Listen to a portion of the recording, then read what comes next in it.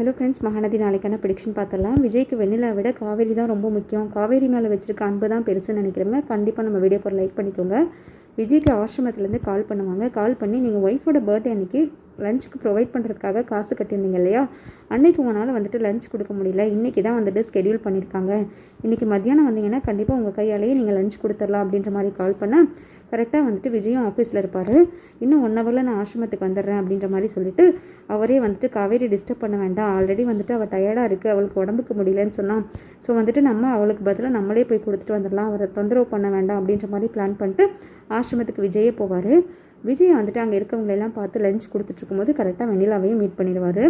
வெண்ணிலாவை பார்த்த உடனே விஜய் ரொம்பவே ஷாக் ஆயிடுவார். ஐயோ, வெண்ணிலாவா இது, இவ்வளோ வருஷம் வெண்ணிலா எங்கே போனேன், எப்படி இருக்க வெண்ணிலா அப்படின்ற மாதிரி கேட்க பக்கத்தில் இருக்க அந்த வார்டன் சொல்லுவாங்க, அந்த பொண்ணுக்கு எதுவுமே ஞாபகம் இல்லைங்க, அவங்க எல்லாத்தையுமே மறந்துட்டாங்க, ஒரு பெரிய ஆக்சிடென்ட்டுக்கு அப்புறம் அவங்க அப்பா அம்மா எல்லாமே இறந்துட்டாங்க, இவங்க மட்டும்தான் உயிர் தப்புனாங்க, உயிர் தப்புனதுலேயும் பார்த்தீங்கன்னா இவங்கள பற்றின எல்லா ஞாபகங்களுமே அவங்களுக்கு கழிஞ்சிருச்சு, கடைசியில் ஒரே ஒரு ஃபோட்டோ மட்டும்தான் அவங்க கையில் வச்சுட்ருக்காங்க அப்படின்ற மாதிரி சொல்ல கரெக்டாக வந்துட்டு வெண்ணிலா இருந்த ரூமில் போய் விஜயும் பார்க்கும்போது விஜயோட ஃபோட்டோ இருக்கும். விஜய் பார்த்ததுமே வந்துட்டு வெண்ணிலாவுக்கு கொஞ்சம் கான்ஷியஸ் வந்துடும். விஜய் நீங்கள் அப்படின்ற மாதிரி விஜய் மூஞ்சி பார்த்துட்டே வந்துட்டு பேசிகிட்டு இருப்பாங்க. விஜயோட பழைய ஞாபகங்கள் எல்லாம் வந்துட்டு வர வைக்கிறதுக்காக வெண்ணிலா ரொம்பவே ட்ரை பண்ணுவாங்க. அவங்களோட பழைய 1-2 மெமரிஸும் வந்துட்டு கரெக்டாக வந்துட்டு அவங்களுக்கு ஃப்ளாஷ் ஆகிட்டு போகும் வெண்ணிலாவுக்கு. பட் அங்கே இருக்க வார்டன் தான் சொல்லுவாங்க, இன்னும் வெண்ணிலான்ற புது பேரில் சொல்லிட்டு இருக்கீங்க, இவங்க பேர் நிவேதா தான், நிவேதா இவங்க எந்த ஊருன்னு கூட தெரியாது, பட் இந்த ஆசிரமத்தில் தான் வளர்ந்துட்டுருக்காங்க, கிட்டத்தட்ட ஒரு 6 வருஷத்துக்கு முன்னாடி இந்த ஆசிரமத்துக்கு வந்தவங்க, இவங்க பேர் கூட எல்லாத்துக்குமே இங்கே நிவேதான்னு சொன்னால் தான் தெரியும், வெண்ணிலாங்கிறது யாருங்க அப்படின்ற மாதிரி கேட்க விஜய்க்கு எதுவுமே பேச தோணாது. விஜய் எதுவுமே பேசவும் மாட்டார். விஜய்க்கும் வந்துட்டு அவங்க லவ் பண்ண எல்லா இதையும் வந்துட்டு ரீக்ரியேட் பண்ணி எல்லா மெமரிஸையும் வந்துட்டு திரும்ப திரும்ப வந்துட்டு யோசிச்சு பார்த்துட்டு இருப்பார். வெண்ணிலா வந்துட்டு இவ்வளோ பெரிய சுச்சுவேஷன், இவ்வளோ பெரிய இதுக்கப்புறமா வந்துட்டு நம்ம இவளை மீட் பண்ணணும், இவ்வளோ நாள் இவள் எவ்வளோ கஷ்டப்பட்டிருப்பா, வெண்ணிலா இல்லாமல் இவ்வளோ வருஷமாக நான் எவ்வளோ கஷ்டப்பட்டிருப்பேன், இப்போ தான் வந்துட்டு என் வெண்ணிலா எனக்கு கிடச்சிருக்கா, இதுக்கு மேலே இந்த ஆசிரமத்தில் நம்ம இவளை விடவே கூடாது, நம்ம தான் பார்த்துக்கணும், வெண்ணிலாக்காக வந்துட்டு எல்லா ட்ரீட்மெண்ட்டும் பண்ணி எவ்வளோ செலவானாலும் பரவாயில்ல, அத்தனை ட்ரீட்மெண்ட்டும் நம்மளே பண்ணி அவளோட பழைய ஞாபகங்கள்லாம் வர வைக்கிறதுக்கு நம்ம தான் ஹெல்ப் பண்ணணும், அதுவும் போக இங்கேருந்து உடனே நம்ம இமீடியட்டாக கூட்டிகிட்டு போகணும் அப்படின்ற மாதிரி ஆசிரமத்துலேயும் வந்துட்டு பெர்மிஷன் வாங்கி வீட்டுக்கு கூட்டிகிட்டு போயிடுவார்.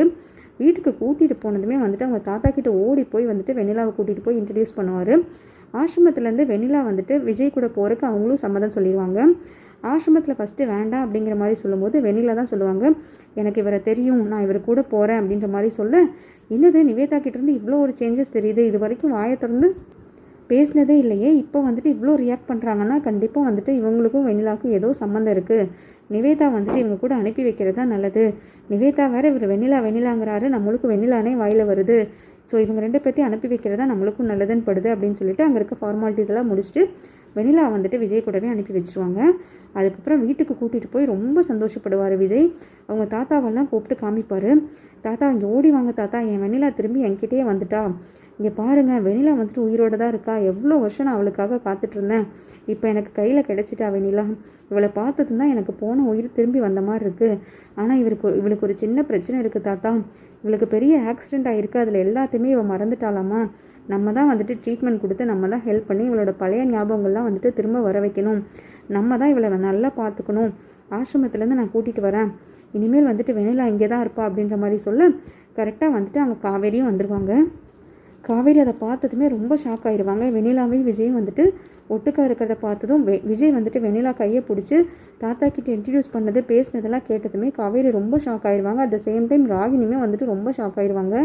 என்னது இது, நம்ம வந்துட்டு பெரிய ட்விஸ்டாகவும் பெரிய பிரச்சனையாக போகுதுன்னு பார்த்தா இவர் கேஷுவலாக கூட்டிகிட்டு வந்து இப்படி தாத்தா கிட்ட வேற இன்ட்ரடியூஸ் பண்ணி வைக்கிறாரு, காவேரியும் இதை கேஷுவலாக பார்த்துட்ருக்காளே அப்படின்ற மாதிரி ரொம்ப வந்துட்டு ராகினியும் ஷாக் ஆகிடுவாங்க. அந்த டைமில் பார்த்தீங்கன்னா காவேரி வந்துட்டு விஜய்கிட்ட பேசலான்னு போவாங்க. விஜய்கிட்ட போய் பேசினதுமே விஜய் சொல்லுவார், என் வெண்ணிலா திரும்பி வந்துட்டா காவேரி, நான் தேவையில்லாமல் வந்துட்டு உன் லைஃப்பில் வேறு டிஸ்டர்ப் பண்ணிட்டேன், இந்த 1 வருஷம் தானே நம்ம உனக்கு ஹஸ்பண்ட் அண்ட் ஒய்ஃபாக வாழ்ந்துருக்கோம், ப்ளீஸ் நீ திரும்பி வந்துட்டு கான்ட்ராக்டை க்ளோஸ் பண்ணிட்டு நீ உங்கள் வீட்டுக்கே போயிடு, உன்னை டிஸ்டர்ப் பண்ணதுக்கு சாரி காவேரி அப்படின்ற மாதிரி சொல்ல காவேரி வந்துட்டு ரொம்பவே அழுது ரொம்ப பயந்துருவாங்க. பயந்து எந்திரிச்சு பார்த்ததுன்னு தான் தெரியுது இதெல்லாமே கனவுங்கிறது காவேரிக்கு புரிய ஆரம்பிக்கும். அதுக்கப்புறம் தான் வந்துட்டு காவேரிக்கு கான்ஷியஸே வரும், இதெல்லாமே கனவா, நிஜத்தில் பார்த்த மாதிரியே இருக்குது, நிஜத்தில் வெண்ணிலா இந்த வீட்டுக்குள்ளே வந்த மாதிரியே இருக்குது, விஜய் வந்துட்டு நம்மக்கிட்ட சொன்ன மாதிரியே இருக்குது, எனக்கு வெண்ணிலா தான் முக்கியம், நீ இந்த வீட்டிலேருந்து கிளம்பு, கான்ட்ராக்டை முடிச்சுக்கலாம் அப்படின்னு சொன்ன மாதிரியே இருந்துச்சு, சரி கடைசியில் இது கனவா, நம்ம எந்த அளவுக்கு வந்துட்டு அஃபெக்ட் ஆக போகிறோங்கிறது இந்த கனவுலையே தெரியுது. இந்த கனவுல நடந்ததெல்லாம் நிஜத்துலேயே நடந்ததுன்னா நம்ம வாழ்க்கை என்ன ஆகுறது? இவர் தான் உலகம், இவர் தான் எனக்கு எல்லாமேன்ற மாதிரி நினச்சி வாழ்ந்துட்டு இருந்தோமே. இவ்வளோ வருஷமும் வந்துட்டு இந்த ஒரு வருஷத்தில் அவர் என்னை ஏற்றுக்காமல் இருந்தாலுமே நான் அவரை வந்துட்டு ஏற்றுக்கிட்டு என்னோடய புருஷனாக தான் நினச்சி வாழ்ந்திருக்கேன். பட் வந்துட்டு இவர் இப்படி நடந்ததெல்லாம் இந்த கனவெல்லாம் பார்த்தா எனக்கு ரொம்ப பயமாக இருக்குது. அவர் என்னை விட்டு போயிடுவாரோன்னு பயமாக இருக்குது அப்படின்ற மாதிரி ரொம்பவே வந்துட்டு டென்ஷனாகி அழுக ஆரம்பிச்சிருவாங்க. கரெக்டாக வந்துட்டு அந்த டைமில் பார்த்தீங்கன்னா விஜயும் ரூம்குள்ளே வந்துடுவார். காவேரிக்கு ஃபுல்லாக வேர்த்து ஒரு மாதிரி டென்ஷனாக இருக்கிறத பார்த்துட்டு, என்ன காவேரி என்னாச்சு, ஏன் இவ்வளோ டென்ஷனாக இருக்க, உன் முகமே சரியில்லையே, என்னாச்சு, நேற்றுலேருந்து நீ ஒரு மாதிரியாகவே இருக்க, ஏதோ என்கிட்டேருந்து மறைக்கிறேன்னு மட்டும் தெரியுது காவேரி, தயவு செய்து என்னங்கிறத சொல்லு அப்படின்ற மாதிரி விஜய் கேட்க, இல்லைங்க எனக்கு கொஞ்சம் பதட்டமாகவும் பயமாகவும் இருக்குது, எங்கே நீங்கள் என்னை விட்டு போயிடுவீங்களோன்ற பயம் எப்போவுமே எனக்கு ஒவ்வொரு செகண்டுமே என்னை இருந்துட்டு ரொம்ப டிஸ்டர்ப் பண்ணிகிட்ருக்கு, நீங்கள் என்னை விட்டு போயிட மாட்டீங்களே அப்படின்ற மாதிரி கேட்க, என்ன காவேரி எப்போ பார்த்தாலும் இப்படி நெகட்டிவாகவே யோசிச்சுட்ருக்கேன், நான் உங்ககிட்ட எத்தனை தடவை சொல்கிறது, நீ தான் எனக்கு எல்லாமே, உனக்காக தான் வந்துட்டு நான் இவ்வளோ சந்தோஷமாகவும் இவ்வளோவும் வந்துட்டு பண்ணிகிட்ருக்கேங்கிறது, என்னோடய அன்பையும் என்னோடய லவ்வையும் இதுக்கு மேலே நான் உங்ககிட்ட எப்படி புரிய வைக்கிறதுன்னு தெரியல.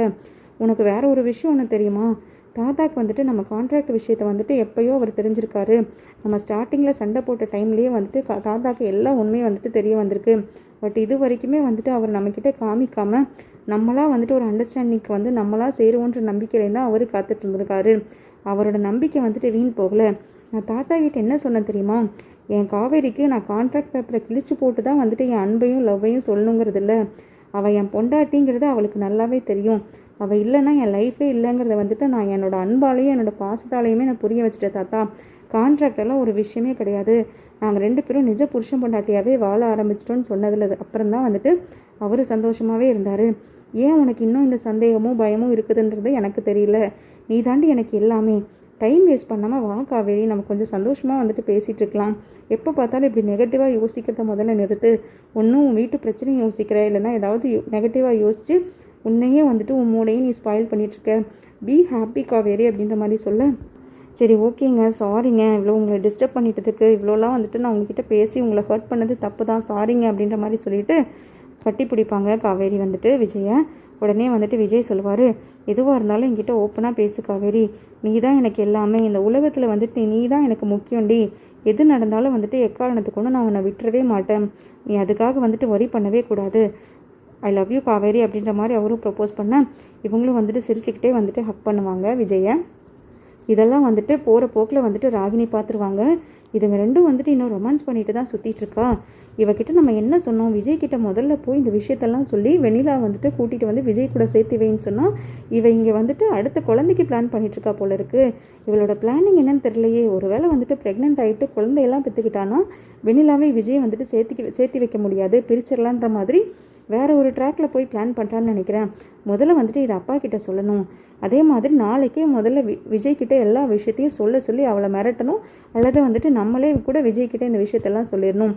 இதவே வந்துட்டு கண்டினியூ பண்ணுற மாதிரி விட்டுட்டு இருந்தா இது நமக்கே ரிவர்ஸில் திரும்பி ஆப்பு வந்துடும் போல இருக்குது. முதல்ல இதுக்கெல்லாம் நம்ம ஃபுல் ஸ்டாப் வைக்கணும்.